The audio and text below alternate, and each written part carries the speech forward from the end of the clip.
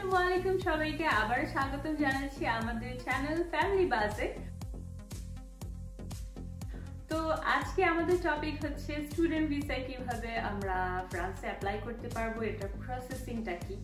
যেহেতু France Paris হচ্ছে সবার একটা স্বপ্নের শহর, এমন কোনো মানুষ হয়তো খুঁজে পাওয়া বিরল যারা ফ্রান্সে একবার হলেও না আসতে চান। আর হ্যাঁ, এখানে স্টুডেন্ট হিসাবে আসার জন্য, এখানে স্টাডি করার জন্য অবশ্যই অনেক ভালো একটা কান্ট্রি, কারণ ইউরোপের মধ্যে আমরা জানি যে ফ্রান্স অন্যরকম জনপ্রিয়। আর এখানে অনেক বেশি ফ্যাসিলিটিস আছে স্টুডেন্টদের জন্য। এখানে যদি একটা ট্যালেন্টেড স্টুডেন্ট আসে যারা পিএইচডি করে, দেখা যায় যে ওদেরকে সরকারের তরফ থেকে সব ব্যাপারে হেল্প করা হয়, ওদের লিটারেলি কোনো খরচও লাগে না। তো হ্যাঁ, ফ্রান্স স্টুডেন্টদেরকে সব ব্যাপারে অনেক বেশি অগ্রাধিকার দিয়ে থাকে। তো হ্যাঁ, রিসেন্টলি এসেছে একজন আমাদের ছোট্ট আপু, ওকে নিয়ে এসেছি আমরা আমাদের চ্যানেলে, যাতে আমরা রিসেন্ট যেহেতু সিস্টেমগুলো আপডেটস হতে থাকে, তো রিসেন্ট একটা স্টুডেন্ট ভিসায় যিনি এসেছেন তাকে আমরাও আজকে ওয়েলকাম জানাতে যাচ্ছি আমাদের চ্যানেলে। So hello EC. হ্যালো পিঙ্কা আপু, কেমন আছো? আলহামদুলিল্লাহ ভালো। তো আজকে তোমার কাছ থেকে আমরা জানতে চাবো সব স্টুডেন্ট ভিসার ব্যাপারে, যা যা তুমি এক্সপিরিয়েন্স করেছো, কারণ অবভিয়াসলি যখন তুমি একজনের অভিজ্ঞতা থেকে শুনো ওটা অনেক বেশি হেল্পফুল হয়ে থাকে যতটা তুমি অনলাইনে রিসার্চ করবা বা সামথিং। তো হ্যাঁ, আমি এখন তোমাকে কোয়েশ্চেন করতে যাব বিভিন্ন ব্যাপারে। তুমি যেহেতু রিসেন্টলি এসেছো, তুমি লাস্ট ইয়ারই এসেছো, তো আমি তোমার থেকে এর জন্য জানতে চাচ্ছি, কারণ ফ্রান্সে আমরা জানি যে কন্টিনিউ জিনিসপত্র একটু আপডেটেড হতে থাকে, একটু চেঞ্জ হতে থাকে রুলসে। সো আমার প্রথম কোয়েশ্চেন তোমার কাছে যে তুমি কেন ফ্রান্স চুজ করেছো স্টাডির জন্য?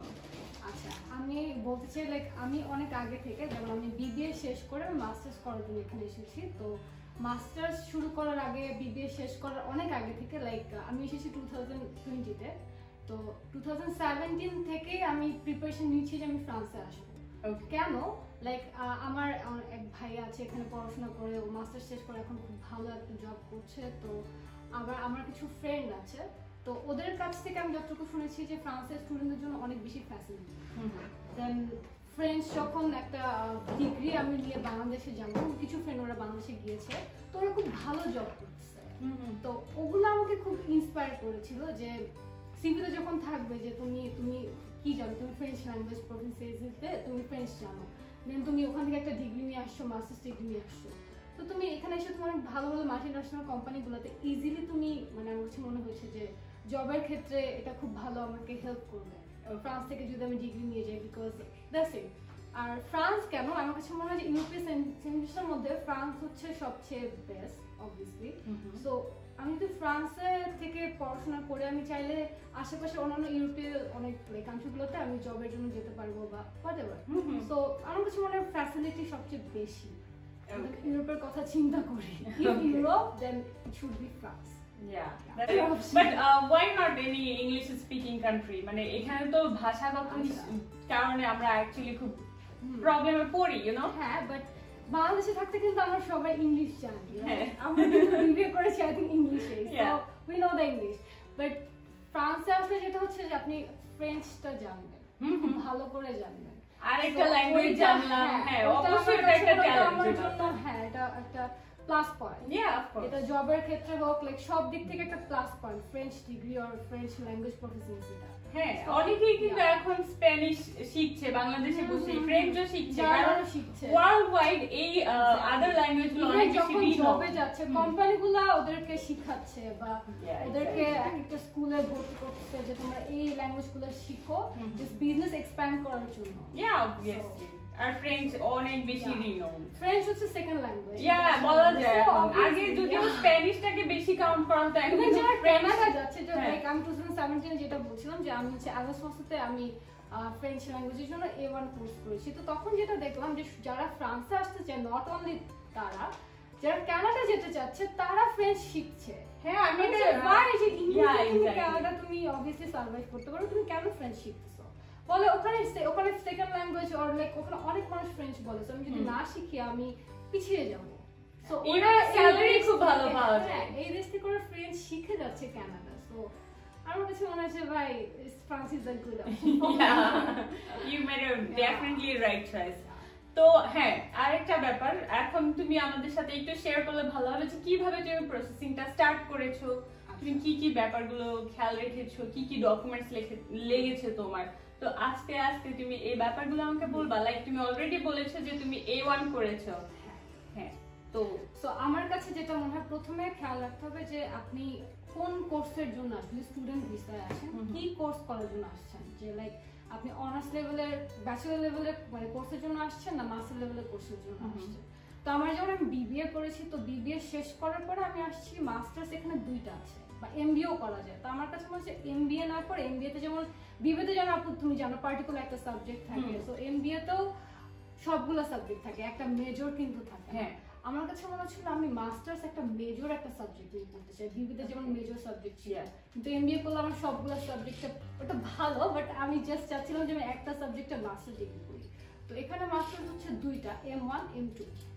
তো আমি M2 নিয়েছিলাম M1 না করে। তো M1 বা M2 দুটাই যদি করতে চাই মাস্টার ডিগ্রি হোয়াটএভার, বিবিএ বা ব্যাচেলরের ডিগ্রিটা শেষ করতে হবে, ওটার সার্টিফিকেট মানে অ্যাপ্লাই করতে যা যা লাগে মাস্টার্সের জন্য বা এমবিএ এর জন্য, সেটা হচ্ছে বিবিএ এর ট্রান্সক্রিপ্ট, যদি সার্টিফিকেট পেয়ে থাকে certificate, otherwise professional certificate, varsity থেকে রেকমেন্ডেশন লেটার, সিভি, দেন আইএলটিএস করা থাকলে ভালো, কারণ অনেক ভার্সিটি ডিপেন্ড করে ভার্সিটির উপর। হ্যাঁ, যদি ইংলিশ স্পিকিং হয় কোর্সটা তাহলে তোমার আইএলটিএস লাগবে। আমার কাছে মনে হয় আইএলটিএস এর চাইতে ফ্রেঞ্চ যে কোর্সের যে A1 A2 রেগুলার সার্টিফিকেট এগুলো বেশি ম্যাটার করে। ওকে, ইয়া, কারণ এটা অনেক টিপিক্যাল ওদের ভাষা। বাট এটা আইএলটিএস ডিপেন্ড করে যে ভার্সিটির উপর ডিপেন্ড করে। কোন ভার্সিটি যদি চায় মেনশন করে দেয় যে না আমরা আইএলটিএস আমাদের প্রফেশনাল আমাদের লাগবেই, তখন আইএলটিএস করতে হবে। যেমন আমি যে ভার্সিটি আমার টার্গেট, আমি আইএলটিএস দেই, তো আমার টার্গেট ছিল যে ভার্সিটিগুলো আইএলটিএস ম্যান্ডেটরি না।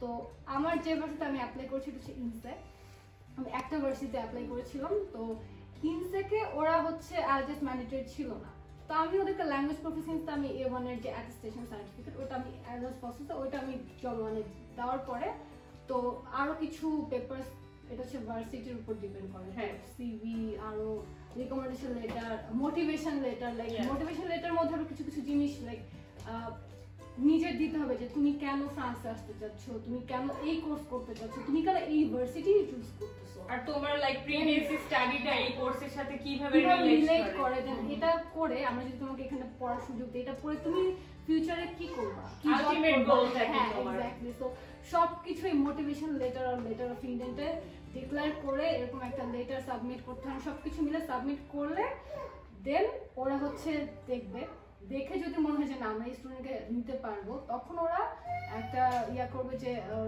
রিপ্লাই মেইল দিবে যে তোমাকে আমরা স্কাইপ ইন্টারভিউ নিব। সো শুধু আমি এগুলো দিয়ে যে অ্যাপ্লাই করে ফেলতে মানে পেয়ে যাচ্ছি not like that. So Skype interview নেবে, সেখানে যেহেতু আমি ইন্টারন্যাশনাল স্টুডেন্ট ডেফিনেটলি আমি ফ্রেঞ্চ জানি না, তো এটা ইংলিশে ছিল ইন্টারভিউটা। তো যখন মার্কেটিং ডিরেক্টর স্কাইপে ফোন দেয়, সে তোমাকে অনেক কোশ্চেন করবে যে আমি ফার্স্ট চুজ করে নিছি যে আমি কি সাবজেক্টে পড়তে চাচ্ছি। ওকে, তো সরি একটু ইন্টারাপ্ট করি। তো ফার্স্ট যেটা একদম প্রথম ধাপ বলা যায় যে আমরা একটা ইউনিভার্সিটি সিলেক্ট করব যেটাতে আমরা আমাদের আমি যে কোর্সটা করতে চাচ্ছি ওটা আমি পাচ্ছি, এমন কোন ইউনিভার্সিটি আমাকে চুজ করতে হবে first of all, then course, and সেই অনুযায়ী আমি মোটিভেশন লেটার যা কি কি লাগবে ওখানে কি কি ডিপেন্ড করে, ওখানে সবকিছু এটা ডেফিনেটলি যে যার যেটা ভালো লাগে ওটা অনুযায়ী যার রিসার্চ করতে হবে। ইয়া, ওকে, তাহলে ইন্টারভিউটার জন্য তুমি কিভাবে প্রিপেয়ার হয়েছো? ইন্টারভিউতে মানে ও তোমাকে নরমালি ফোন দিয়েছে, ফোন দিয়ে জাস্ট আস্ক করছে যে তুমি যে সাবজেক্টটা চুজ করেছো সেটা ছিল হিউম্যান রিসোর্স ম্যানেজমেন্ট, আমার বিবিএর মেজর সাবজেক্ট ছিল। তো তখন বলছে যে আমাদের যে ভার্সিটি এখানে আমাদের হিউম্যান রিসোর্স ম্যানেজমেন্ট হচ্ছে ফুল 100% ইংলিশে না, এটা হচ্ছে 50% ইংলিশে 50% ফ্রেঞ্চে, তো তুমি কি এটা করতে চাচ্ছ? আই সেড যে মানে 50% ফ্রেঞ্চ আমি এখনো এক্সপার্ট না বা খুব ভালো লেভেলে জানি যে আমি পারবো। দ্যাট টাইম আমি বলেছি যে ওকে আমার মাইনর সাবজেক্ট ছিল international management, business management minor ছিল, তো আপনাদের কি এই সাবজেক্টে 100% লাইক ইংলিশে কোনো সাবজেক্ট আছে? তখন বলে যে হ্যাঁ এটা হচ্ছে 100% ইংলিশে, সো তুমি তাহলে এটা করতে পারো। দেন আরো অনেক কোশ্চেন করেছে যে তুমি এই ওকে ফাইন আমরা তোমাকে ইন্টারন্যাশনাল বিজনেস সাবজেক্ট ম্যানেজমেন্ট এই সাবজেক্টটা দিচ্ছি মাস্টার্স করার জন্য, দেন এটা করে তুমি কি করবে, তোমার আলটিমেট গোল কি, তুমি কি ক্ষেত্রে জব করবা?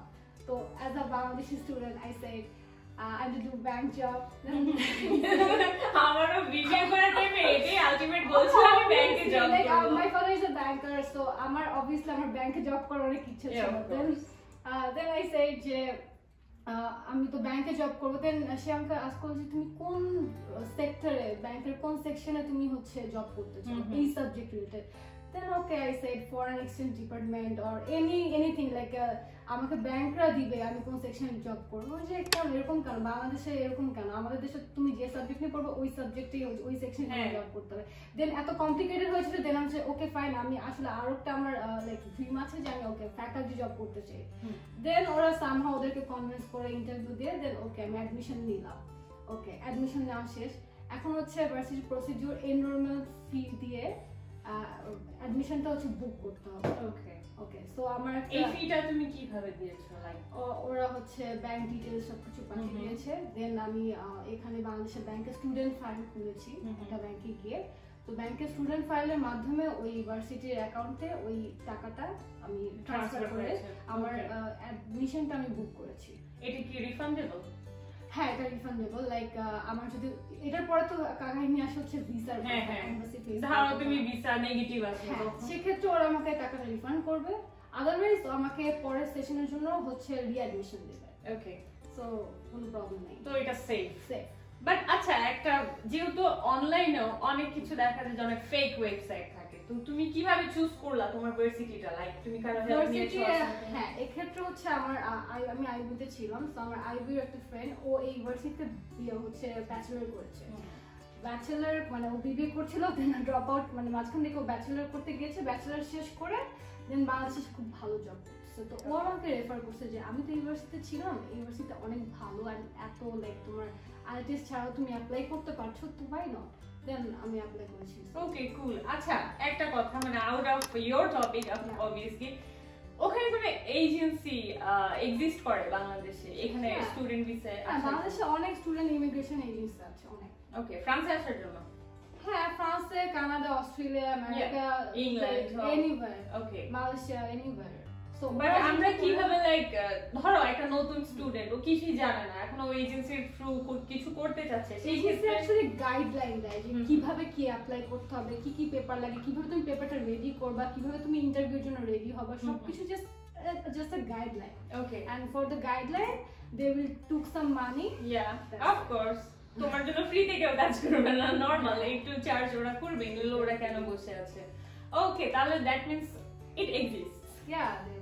ওকে, বাট হ্যাঁ সবাই কেয়ারফুল থাকবেন যখনই কোনো এজেন্সির থ্রু আপনারা হেল্প নিচ্ছেন বা কিছু, কারণ আমরা সবাই জানি যে অনেক ফেক অ্যাভেলেবল, যেমন কি ওয়েবসাইটে মানে ইন্টারনেটেও যেমন অনেক ফেক ইউনিভার্সিটির অ্যাড দিয়েও কিন্তু অনেকে প্রবলেম ক্রিয়েট করে, মানুষের টাকা ওভাবে অনেক চুরি হয় বলা যায়। যে অবভিয়াসলি কাজ শেষ হয়ে যাওয়ার পর লাইক কেউ যদি এজেন্সি থ্রুতে কাজ করে, আমি যতটুকু শুনেছি আমার অনেক ফ্রেন্ডের কাছে, অনেকেই তো অ্যাপ্লাই করেছে, তো যখন ভিসা হয়ে যায়, অ্যাডমিশন হয়ে যাওয়ার পর যখন ভিসা হয়ে যায় ওই দেশে যাওয়ার জন্য, দেন ওরা একটা মানে কন্ট্রাক্টে অনেকে করে। হ্যাঁ আচ্ছা, কন্ট্রাক্ট না, লাইক ওরা হচ্ছে ওদের যে কাজটা করে দিয়েছে এটার জন্য ওরা একটা ওকে দ্যাটস কুল। ওকে, আমরা যেখানে ছিলাম ওখানে আসি। তো ফাইনালি তুমি যখন অ্যাডমিশনটা বুক করলা ইউনিভার্সিটিতে, এর পরের প্রসেসিংটা কি ছিল? আচ্ছা, অ্যাডমিশন বুক করার পর তারপর আসে হচ্ছে আমি তো ভার্সিটি অ্যাডমিশন হয়ে গেছে, ফ্রান্সের ভার্সিটি অ্যাডমিশন শেষ, ওখান থেকে একটা কিছু কোনো লেটার বা কোনো অ্যাটেস্টেশন দিয়েছে? এনরোলমেন্ট ফি দেওয়ার পর যে অ্যাডমিশন বুক করলাম, তারপর ওরা একটা যে রেজিস্ট্রেশন লেটার পাঠাবে, ওকে, যে আমি এখন রেজিস্টার্ড স্টুডেন্ট ফ্রান্সের এই সেশনের জন্য, আপকামিং এই সেশনের জন্য আমি রেজিস্টার্ড স্টুডেন্ট। দেন হচ্ছে এগুলা নিয়ে আমার এমবাসিতে এখন অ্যাপ্লাই করতে হবে, এখন হচ্ছে আমার ভিসা।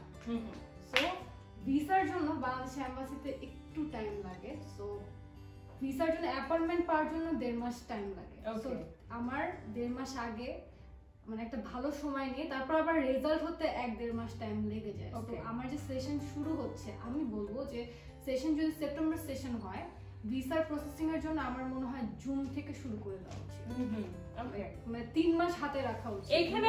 এখানেও কিন্তু যখন তুমি ধরো ফ্রান্সে আছো, তখন যদি তুমি কিছুতে অ্যাডমিশন নিতে চাও, এদের কিন্তু মেইনলি থাকে যে ফেব্রুয়ারি মার্চের মধ্যে ওরা প্রিফার করে যে তুমি। হ্যাঁ, আমি আবার বলছি, আমার হচ্ছে গতবার সেপ্টেম্বরের জন্য আমি সেপ্টেম্বর সেশনের জন্য আমি অ্যাডমিশন নিয়েছিলাম। দেন হচ্ছে আমি যখন ভিসা জন্য এমবাসিতে অ্যাপ্লাই করলাম, অ্যাপ্লাই করার পর হচ্ছে আমার রিজেক্ট হয়েছিল সেপ্টেম্বর সেশনে। দেন আমি আবার হচ্ছে ডিসার্টেড না হয় আমি আবার এগেইন ট্রাই করে আমি রিফান্ড না নিয়ে আমি রিঅ্যাডমিশন নিয়ে আমি এই মার্চ সেশনের জন্য আমি আবার অ্যাপ্লাই করি। ওকে, তো ওই এখন এমবাসির যদি কথা বলতে চাই, এমবাসিতে অ্যাপ্লাই করার জন্য লাইক অ্যাপয়েন্টমেন্ট নেওয়ার জন্য রেজিস্ট্রেশন লেটার, দেন আবার ওখানে একটা লেটার অফ ইন্টেন্ট লাগবে, আর যা কাগজ ছিল ট্রান্সক্রিপ্ট এটসেট্রা সবকিছু নিয়ে ওরা মনে হয় ওদের ওয়েবসাইটে আছে কি পেপার লাগবে, তো সবকিছু জমা দিয়ে অ্যাপয়েন্টমেন্ট ডেট নিতে হবে অ্যাপয়েন্টমেন্টের জন্য।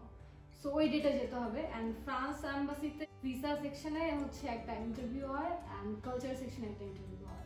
ওকে, দুইটা ইন্টারভিউ হয়। সো ভিসা সেকশনের জন্য হচ্ছে সব পেপার সাবমিট করতে হয়, কি পেপার ওরা যা চেয়েছে।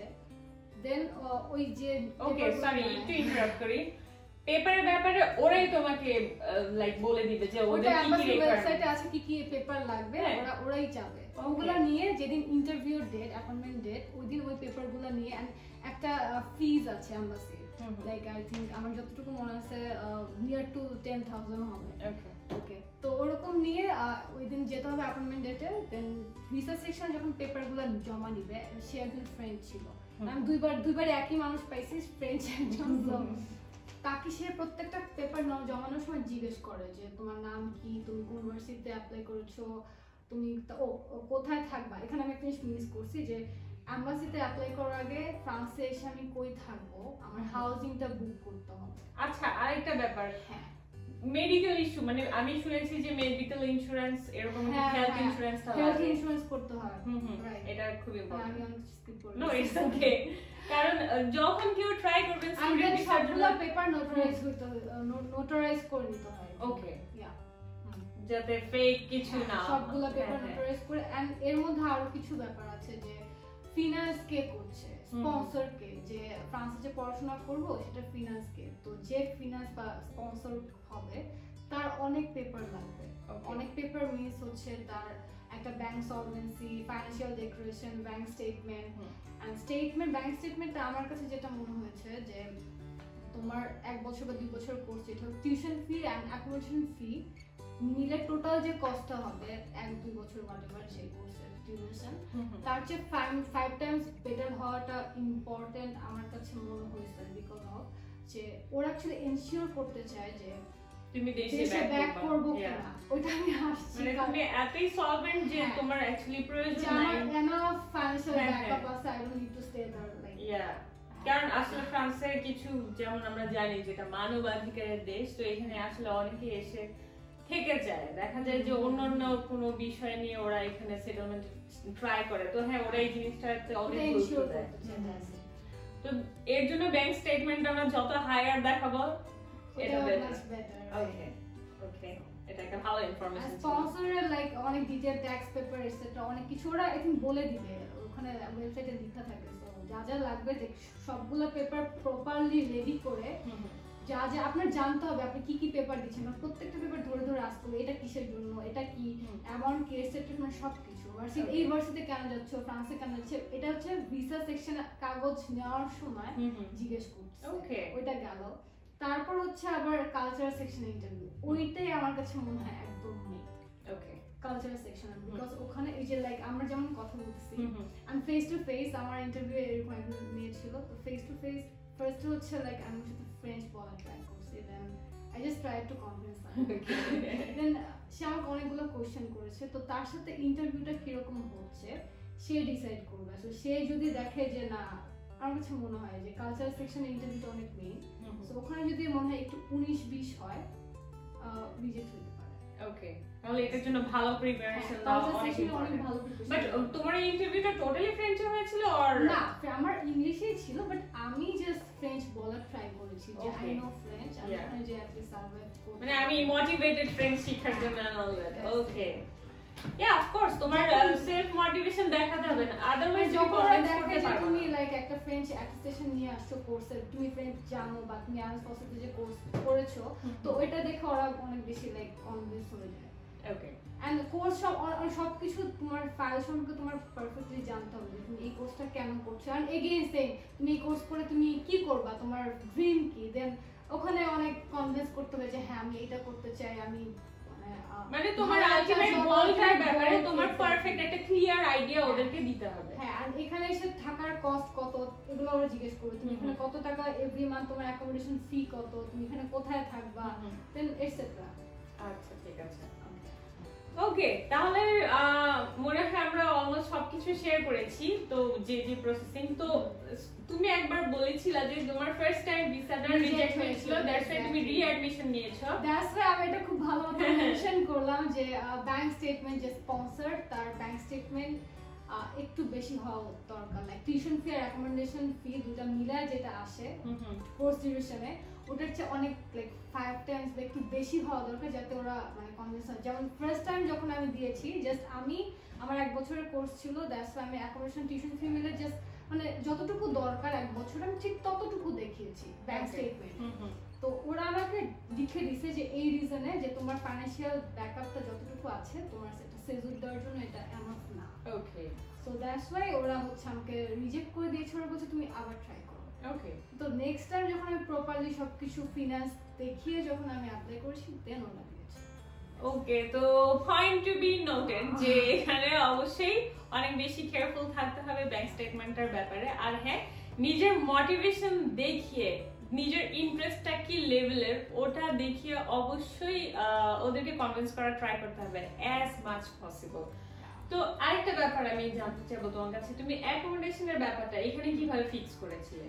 আচ্ছা, স্টুডাপার্ট একটা ওয়েবসাইট আছে, এটা স্টুডাপার্ট। ওকে, সো আমি ডেসক্রিপশন বক্সে দিয়ে দিব। তো ওখান থেকে হচ্ছে অ্যাকোমোডেশনটা বুক করতে হবে। ওই বুকিং পেপার নিয়ে কিন্তু আমার কালচার সেকশনে বা ভিসা সেকশনে অ্যাপয়েন্টমেন্টের জন্য যেতে হবে। ইন্টারভিউর জন্য ডেফিনেটলি ওই পেপারটা মাস্ট, ওই হাউজিং এর ওই পেপারটা তুমি এখানে এসে কই থাকবা, এটা তুমি আগে থেকে বুকিং না করে ডেফিনেটলি। হ্যাঁ, এখানেও it can be hotel, but কতদিনের জন্য, লাইক তোমার 1-2 বছরের জন্য যদি থাকো, তুমি যদি হোটেল যদি দেখো 2-3 দিনের জন্য বুক করছো ডেফিনেটলি না, মানে তোমার 1-2 মাস তুমি কোথায় থাকবে এর জন্য একটা প্রপারলি একটা ব্যবস্থা যদি না দেখানো হয়। তুমি কি এখানে তোমার কোনো রিলেটিভ যদি থাকে তাহলে ওর অ্যাড্রেস ইউজ করতে পারো? ওকে, দ্যাটস কুল। হ্যাঁ, ওকে। তো মেইন যেটা বুঝলাম আমি, ডকুমেন্টেশনের ক্ষেত্রে পরিচয় পত্র তো ডেফিনেটলি লাগবে, বার্থ সার্টিফিকেট লাগবে আর ন্যাশনাল আইডি দিলেই না? দুইটাই। ওকে, দুইটাই। প্যারেন্টসদেরটা লাগবে, লাইক তুমি এখনো ম্যারিড না যেহেতু, সেই ক্ষেত্রে জাস্ট এনআইডি দিলে হয়ে যায়। ওকে, ন্যাশনাল আইডি। এগুলো নিয়ে যখন একজন কাজ করবে বা ট্রাই করবে, সে নিজেই দেখবে একটা স্টেপে কি কি লাগছে, সে যখন নিজে করবে সে নিজেই বুঝে যাবে। ডেফিনেটলি এইটুকু বুঝতেই হবে, কারণ নইলে আসলে আপনি যদি নিজে রিসার্চ না করেন, নিজে যদি রিসার্চ করে আপনি ডকুমেন্টগুলো রেডি না করেন, এই যে যেমনটিও বললো ভিসা অফিসে যখন আপনি জমা দিতে যাবেন ডকুমেন্টেশনটা, তখন প্রবলেম হয়ে যাবে যে অর্ণব কোনটা চলতেছে, আলটিমেটলি দুইটাই চলতেছে, এখানে ফোকাস দিবা তোমরা। ওকে, তো হ্যাঁ যেটা বলছিলাম, ডকুমেন্টেশনের জন্য অবশ্যই নিজে রিসার্চ করতে হবে, কারণ এই যে যেমনটি ঐশী ওর এক্সপিরিয়েন্স থেকে বললো, যখন আপনি ভিসা অফিসে আপনার ডকুমেন্টগুলো জমা দিতে যাবেন তখনও কিন্তু আপনাকে সব ডকুমেন্টসের ব্যাপারে জিজ্ঞেস করা হবে। তো হ্যাঁ, নিজে রিসার্চ করলে ওটা মাথায় সুন্দর করে থাকবে। তো আমরা ডকুমেন্টস এক্স্যাক্টলি কি কি লেগেছে ওটা বলছি না, কারণ এটা আমরা অবশ্যই একটা স্টুডেন্টের উপরই ছাড়বো, কারণ এইগুলো নিয়ে নিজের রিসার্চের অনেক ব্যাপার আছে, নইলে আপনি ওদেরকে কনভিন্স করতে পারবেন না, সেই ক্ষেত্রে ভিসা পাওয়ার চান্সেস অনেক এটা আসলে ভ্যারি করে এক একটা স্টুডেন্টের ক্ষেত্রে, লাইক এক্স্যাক্টলি, কারণ তুমি এসেছো মাস্টার্স করতে, কেউ এক এক রকম, হ্যাঁ কেউ বিবিএ করতে আসতে পারে। এক্স্যাক্টলি ইয়া, বাট যেটা মাস্ট তুমি বলেছো যে রিসোর্সটা like bank statement and health ইন্স্যুরেন্সটা, ওয়েবসাইটে বা ওখানে মনে লেখা থাকে না যে ওরা জাস্ট বলে যে যতটুকু হলেই হবে, বাট এটা আমার পার্সোনাল এক্সপেরিয়েন্স, আমি বলছি যে আমার মনে একটু বেশি থাকলে দেখালে ভালো। হ্যাঁ হ্যাঁ, অবশ্যই এটা আমি অনেকের কাছে শুনেছি অ্যাকচুয়ালি এই রিজনে রিজেক্ট হয়। তবে হ্যাঁ, অনেকে ডিসহার্টেন্ড হয়ে আর ট্রাই করে না, বাট তুমি এটা ভালো করেছো যদি তুমি সেকেন্ড টাইম ট্রাই করেছেন, ইউ আর হিয়ার। দেশে ট্রাই করে যে না এখানে আর হ্যাঁ, হ্যাঁ, that's right. I feel like যে আমি গেলে এখানে যাবো exactly determination is the must আর এটা সবার কালচার ফার্স্ট সেকশন এটা ওরা খেয়াল করে যে ইন্টারভিউ তুমি কতটা determined. এক্স্যাক্টলি মানে how like bad I want to Yeah. Go the price exactly এটা না এখানেও তুমি যদি কোনো ফরমেশন বা কিছু করতে চাও ওরা এই জিনিসটা এখানেও দেখে ইয়া তুমি কতটা মোটিভেটেড তুমি কতটা ডিটারমাইন্ড এক্স্যাক্টলি তো হ্যাঁ এই ছিল ব্যাপার আর এখানে এসে কেমন ফিল করছো লাস্ট আমি এগুলো বলতে চাই মানে জানতে চাই তোমার কাছে যে এখানে আসার পরে আলটিমেটলি তুমি কি ফিল করছো I feel like আমি খুব ব্যাড টাইমে আসছি লাইক আমি 14 মার্চে এখানে আসছি yeah just 16 মার্চ থেকে লকডাউন স্টার্ট দুদিন পরেই লকডাউন আর আমি এখনো ভার্সিটিতে ক্লাস করতে পারি না আমি অনলাইনে ক্লাস করে পুরো কোর্সটা শেষ হ্যাঁ এখন তো ডিসটেন্সে হচ্ছে still now lockdown and problem like এটা সবার জন্য কমপ্লিকেটেড সিচুয়েশনটা তো হ্যাঁ আর এখন কি চিন্তা করছো যে এখানে স্টাডি করতে তোমার ভালো লাগছে যদি অনলাইনে বাট হ্যাঁ তোমার ভালো লাগছে তোমার না আমার কাছে ভালো লাগছে লাইক অনলাইনে যেটা আমার কাছে এই বাইরে এসে মাস্টার্স করা লাইক আমাদের বাংলাদেশে যে পড়াশোনা আর এখানকার পড়াশোনা একটু টোটালি ডিফারেন্ট ওকে লাইক আমার কাছে এই জিনিসটা যেমন আমি যখন মাস্টার্স করেছি ওরা হচ্ছে সব অ্যাসাইনমেন্ট সবকিছু লাইক আমি নিজে রিসার্চ করে আমি সবকিছু শিখেছি মানে আমাকে একটা কিছু দিয়ে দেয় না যেটা মুখস্থ করে বা এটা পড়ে তুমি শিখে নাও তো না এইখানে স্টাডি সিস্টেমটা অনেক ভালোই ব্যাপার যে তুমি কিছু বুঝে এক লাইনেও যদি বুঝিয়ে দাও that's enough Yeah, that's cool. তো আমি নেক্সট সেশনে যাব কিছু কোশ্চেনস এসেছে আমাদের কাছে এই ব্যাপারে তো হ্যাঁ আমরা একটা ছোট্ট বিরতি নিচ্ছি তো ফিরে আসছি এখন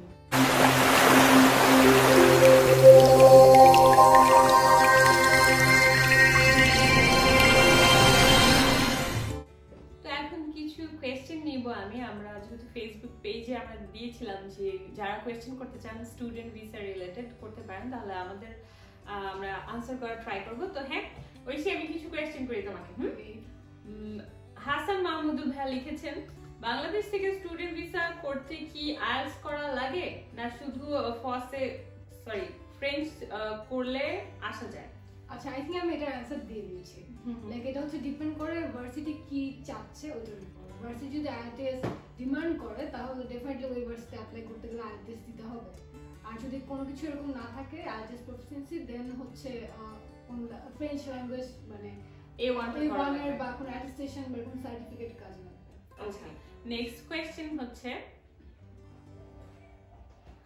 আচ্ছা একজন লিখেছেন নীল আকাশের চাঁদ উনি লিখেছেন ভিসা হয় নাকি আচ্ছা এটা খুবই নরমাল যে ভিসা তো ডেফিনেটলি হয় কারণ ভিসা রিজেক্ট তো হয় ভিসা হয় হ্যাঁ অ্যাপ্রুভড হয় কারণ এভরি ইয়ার অনেক স্টুডেন্ট এসে থাকে হ্যাঁ ভিসা হারিয়ে ওইখানে এনিওয়ে তাহলে আমাদের নেক্সট কোশ্চেন হচ্ছে তানিয়া মান্নান লিখেছেন একাডেমিক কোয়ালিফিকেশন কতটুকু লাগবে আপু এটার প্রসেস কিভাবে তো প্রসেস নিয়ে আমরা এতক্ষণ বলেছি একাডেমিক কোয়ালিফিকেশনের ব্যাপারে কি আচ্ছা এটা হচ্ছে কেউ যদি ব্যাচেলর করতে আসে ডেফিনেটলি ইন্টার আর এ লেভেল করে আসতে হবে আর যদি কেউ মাস্টার্স বা এমবিএ করতে আসে তাহলে ডেফিনেটলি ব্যাচেলর করে আসতে হবে দ্যাটস ইট ওকে ইয়া আচ্ছা আরেকটা কোশ্চেন এসেছে যে কত এজ হওয়া লাগবে মানে বয়সটা কি রকম হওয়া লাগবে অবশ্যই 18 বছর উপরে মানে 18 প্লাস হতেই হবে ওকে হ্যাঁ স্টুডেন্ট ভিসা এটা কমন ইয়া এটা কমন ওকে নেক্সট কোশ্চেন এটা আমার কাছে মেইল এসেছিল মহিবুর রহমানের ওকে তিনি জানতে চেয়েছেন আমি এখন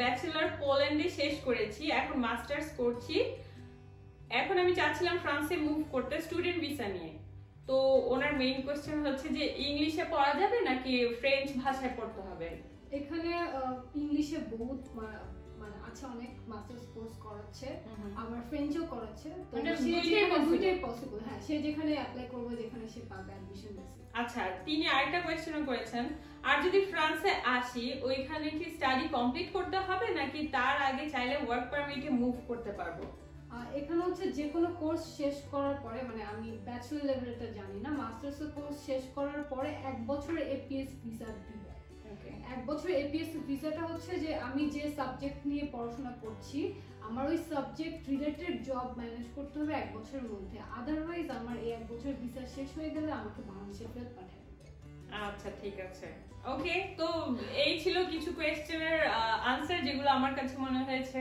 জানালে ভালো হয় তো দ্যাট ইজ অল অ্যাবাউট তুমি কি আর কিছু অ্যাড করতে চাও লাইক তোমার আর কিছু সাজেশন যদি দেওয়ার থাকে জাস্ট ফ্রিলি তুমি বলতে পারো আচ্ছা ফ্রান্সে লাইক স্টুডেন্ট অ্যাডমিশন হয়তো পেয়ে যাবেন, বাট অ্যাম্বাসিটা ফেস করতে গেলে সেখানে কালচার সেকশন বা ভিসা সেকশন যে ইন্টারভিউ হোক না কেন, আপনার ফ্রান্স সম্পর্কে খুব ভালো একটা ধারণা থাকতে হবে, আপনার ইন্টারভিউটা ভালো হতে হবে। আপনি ফ্রান্স সম্পর্কে রিসার্চ করেন, আপনার ইউনিভার্সিটি সম্পর্কে রিসার্চ করেন, জানেন আপনার কোর্সটা সম্পর্কে জানেন, আপনার ফিউচার গোলটা আপনি শিওরভাবে আপনি যেন বলতে পারেন। তো সবকিছু যদি আপনি প্রপারলি ইন্টারভিউটাতে ফোকাস করেন অ্যাডমিশনের পরে, আমার মনে হয় হয়ে যাবে। তো অল দ্য বেস্ট সবাইকে, ইনশাআল্লাহ সবাই লেগে থাকুন, সবার জন্য এরকম অ্যাপ্রুভ হয়ে সবাই যেন চলে আসতে পারে স্টুডেন্ট ভিসা। হ্যাঁ, আমরা এখানে বাংলাদেশের একটা ভালো কমিউনিটি করতে চাই ফ্রান্সে। তো হ্যাঁ, সঙ্গে থাকবেন, সাথেই থাকবেন, সেফ থাকবেন, আর আমাদের জন্য দোয়া করবেন। ঐশীর জন্য অনেক শুভকামনা। Oishi, thank you so much আমাদেরকে ফ্যামিলি বাসে। Yes, don't forget that. Okay, আল্লাহ হাফেজ।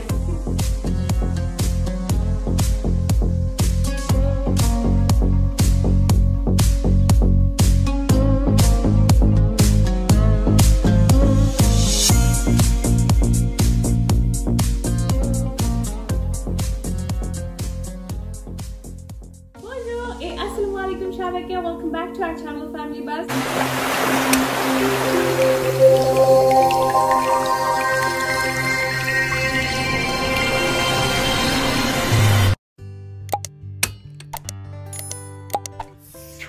আপনাদের অনেক লাইক, কমেন্ট, শেয়ার আর মেসেজ আমাকে ওভারওয়েলমড করে দিয়েছে। সত্যি আমার খুব ভালো লেগেছে আপনারা যেভাবে আমাকে সাপোর্ট করেছেন। তবে একটা রিকোয়েস্ট করব, প্লিজ কমেন্টগুলো আপনারা আমাদের অফিসিয়াল পেজে কমেন্ট সেকশনে করবেন, আর আমাদের ইউটিউব চ্যানেলের কমেন্ট সেকশনে করবেন। তাহলে আমার জন্য রিপ্লাই করাটা খুব বেশি ইজি হবে, কারণ অনেকে পার্সোনালি টেক্সট করে থাকেন, অনেক সময় আমি দেখতে পারি না, কারণ অনেক রেসপন্সিবিলিটিস আছে আমার, বুঝতেই পারছেন আমি তো 2 বাচ্চার মা। তো হ্যাঁ, আমি রিকোয়েস্ট করবো যে সবাই কমেন্ট করে প্লিজ জানাবেন, তাহলে যেটা হবে আমি আমার সবাইকে আলাদা আলাদা করে আনসারটা বারবার লিখতে হবে না। যাদেরও এই জিনিসগুলো জানার থাকে ওরা ইজিলি জেনে যাবে। তো হ্যাঁ, প্লিজ আপনারা কমেন্ট করবেন আমাদের ফেসবুকের অফিসিয়াল পেজে কমেন্ট সেকশনে অথবা আমাদের ইউটিউব চ্যানেলের কমেন্ট সেকশনে, তাহলে আমার জন্য খুব ভালো হবে রিপ্লাই করতে। তো এটা ছিল একটা ব্যাপার, আই হোপ আপনারা এটা অন্যভাবে নেবেন না, কারণ আসলে অনেক বেশি রেসপন্সিবিলিটিস আর অনেক সময় মিস করে যাই কিছু। আমি চাই না একটা কমেন্টও, একজনেরও একটু ইনকোয়ারিও আমি মিস করি, কারণ আমি রিয়েলি চাই যে আমার এক্সপিরিয়েন্স থেকে আমি যা জেনেছি আমি সবাইকে জানাতে চাই। আর আমি আপনাদেরকেও রিকোয়েস্ট করব যে আপনাদের কাছে যারাই কিছু জানতে চাবে ওদেরকে ইজিলি আমার ভিডিওটিও শেয়ার করে দিতে পারেন বা নিজেরা জানিয়ে দিবেন। এইভাবেই তো আমরা এগিয়ে যেতে পারবো ফ্রান্সে, তাই না?